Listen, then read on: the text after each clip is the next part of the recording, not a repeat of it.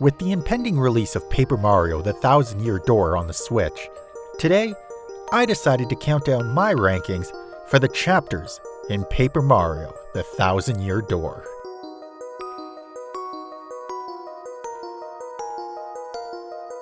For this list, I'll be looking at all 8 main chapters of The Thousand Year Door.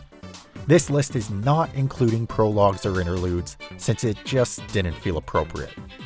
So, sorry, but no computer AI learning about love today. Also, which chapter is your favorite? Make sure to share your thoughts in the comments below. Now, onto the list. Number 8. The Great Boggly Tree.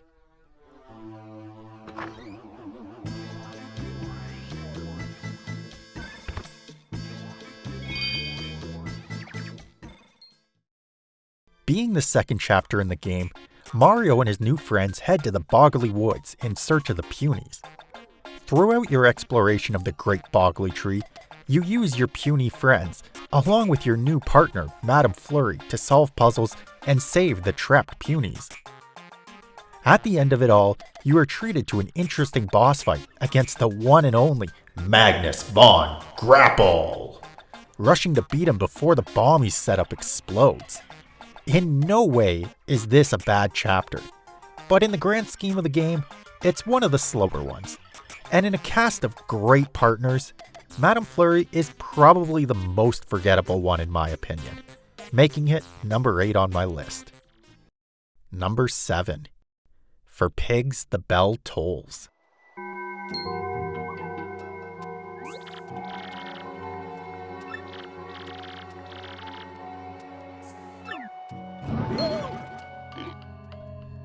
The 4th chapter in the game sees Mario head to the world of Twilight Town, where the village is under a curse cast by a monster who lives in the steeple. In an interesting twist, Mario has his body stolen, and with it, his partner's as well, leaving him a literal shadow of himself. Mario teams up with a former enemy in Vivian, and is forced to take down the monster known as Dupless. When it comes to this chapter, there isn't nearly as much puzzle solving, and more what feels like a lot of backtracking being done. Going from the town to the steeple and back, it slows down the pace of exploration a bit, and I think I just have a bias towards not enjoying dark and gloomy levels as much. Number 6. Castle and Dungeon.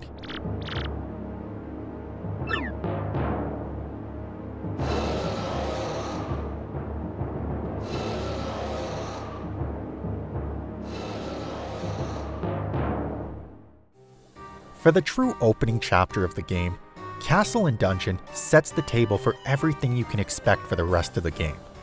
A cast of interesting and fun characters, bright and colorful worlds, and much more. You travel to Petalburg and discover that they are being terrorized by a baby dragon named Hooktail. You also meet Koops, the weakling of a Koopa who is out to avenge his supposedly dead father. Traveling through Hooktail's castle provides plenty of sights to see, some clever puzzles, and a boss fight that for more than one reason is quite memorable.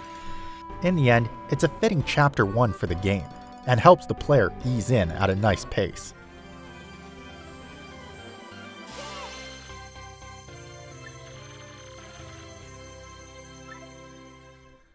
Number 5.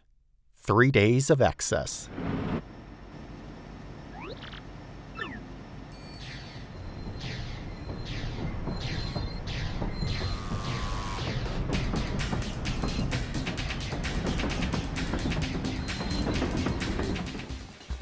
If you thought a chapter where all you do is ride a train would be boring, you'd be wrong. On the XS Express, each of your 3 days in this chapter comes with different challenges and different areas to explore. There are many mysteries taking place, including a bomb threat, and you need to help your newfound friend Pennington to solve them. This chapter is like having 3 little stories in one, and all of them feel fleshed out. I can see how this would be higher on a lot of people's lists, but what can I say? It's tough competition out there. Number 4. Mario Shoots the Moon.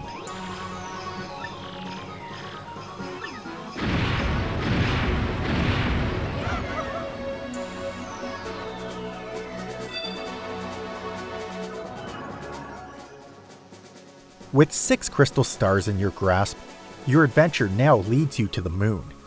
However, before you can get to the moon, you need to find General White, a Bob-omb who can operate a massive cannon in Far Outpost.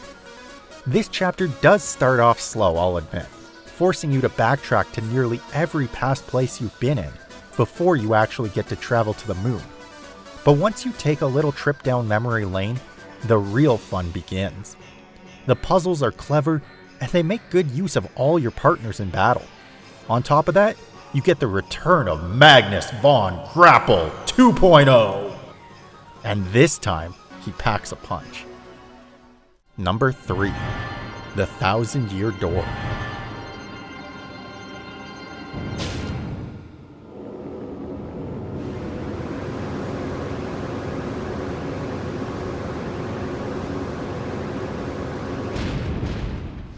With all your crystal stars in hand, and the end of the game upon you, the final chapter of the Thousand-Year Door is definitely fitting of being the final leg of your journey too.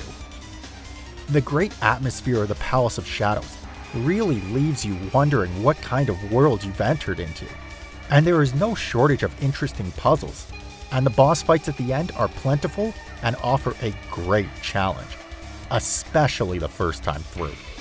And of course, the fight against Peach and the Shadow Queen is one of the most memorable final boss fights in a Mario game. It ties so much of the game together and keeps the story twisting and turning, making this chapter feel like it flies by in a climactic way. I couldn't think of a better ending for this game. Number 2. Of Glitz and Glory.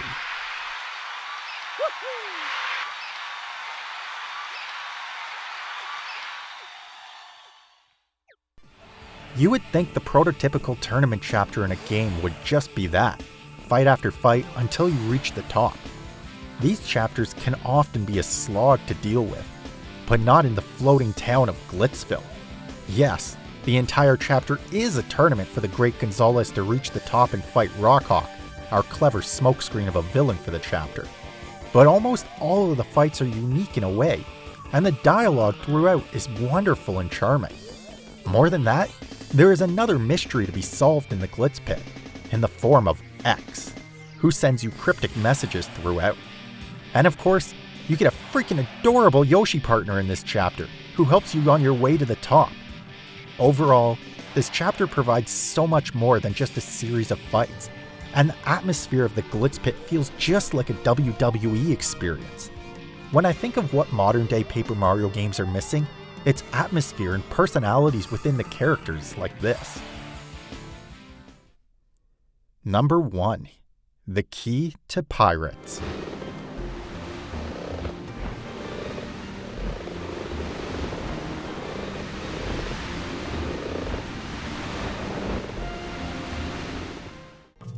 In the 5th chapter of the game, Mario is tasked with crossing the ocean to reach the island of Keyhole Key. But for Mario to reach his destination, he's going to need a washed-up old sailor by the name of Bobbery. But our new friend has a tragic tale of woe that keeps him from ever wanting to set sail again. So, of course, after committing a quick B&E, you make him join your team and you set sail. And that's just the beginning of the chapter. Exploring Keyhole Island offers a beautiful mix of jungle and pirate cave, along with a series of clever puzzles that make you feel satisfied when you finally solve them. And lastly, the boss Cortez, the disembodied skull pirate, is a fun and equally challenging fight. But that's still not all. Just when you think you're done, it turns out you have a stowaway on your ship, Old Four Eyes there, and he turns tail and ambushes you, bringing on another boss fight. There's a lot of twists and turns to this chapter, and it's filled with interesting life and characters. I always look forward to exploring Chapter 5 of Paper Mario, The Thousand-Year Door. Thank you guys for watching, and make sure to drop a subscribe and maybe check out the video I did last week, a modern-day 3D Sonic Top 10. And if you find yourself saying there isn't 10 good modern-day Sonic games, you're right.